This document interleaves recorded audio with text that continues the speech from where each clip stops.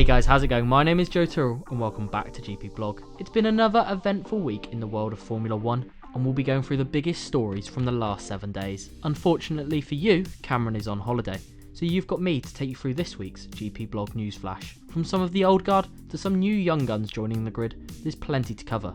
So let's kick it off with porpoising and the Azerbaijan Grand Prix. The Azerbaijan Grand Prix was won by Max Verstappen and Red Bull, and it really stamped their authority on the championship, which has seen Ferrari dramatically fall away. However, that wasn't necessarily the biggest story of the race, with Mercedes grabbing the headlines as their porpoising problems continue. After the race, Lewis Hamilton was seen struggling to get out of his car due to the pain caused by the bumping, and he even hinted he could miss the Canadian Grand Prix. One man who had his back, however, if you pardon the pun, is his rival Max Verstappen. Before the race, the Dutchman put an arm around the 7-time world champion and had some words of encouragement. Hamilton recalled the conversation before Baku, saying, "I don't remember that far back, I think he said don't lose hope, just don't give up," or something like that.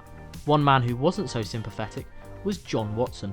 Speaking to the Mail Plus, he had this to say: "Lewis needs to be careful not to act like a pantomime Dane. We can only imagine what the porpoising is like, and I'm not going to be getting into the cockpit of an F1 car anytime soon.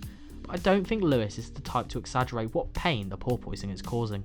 Sergio Perez is arguably in the form of his career, winner in Monaco, and he was unfortunate in Baku, eventually finishing second due to team orders. Perez has been a perfect teammate over the last 12 months for Verstappen, and he was more than understanding. I think it was the right call from the team, because at that point, Max was further ahead, and it was a good team result.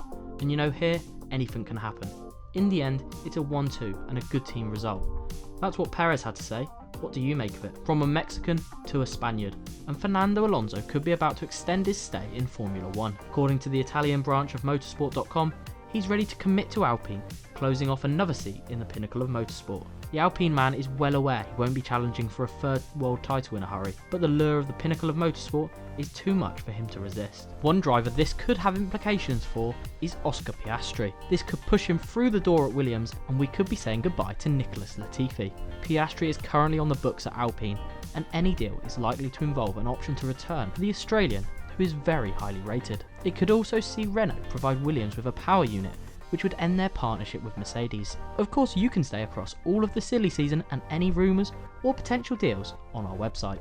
And finally, the Canadian Grand Prix is coming up, and it's been 3 years since we raced there. The last time we raced around the circuit Gilles Villeneuve, we got one of the most iconic moments in recent years, as a disgruntled Vettel swapped the P1 and P2 boards around after he was given a penalty, denying him victory. Could we see another moment like that this weekend? Well, that's all for this week. I hope you enjoy the Canadian Grand Prix, and I'll see you for the runoff next week.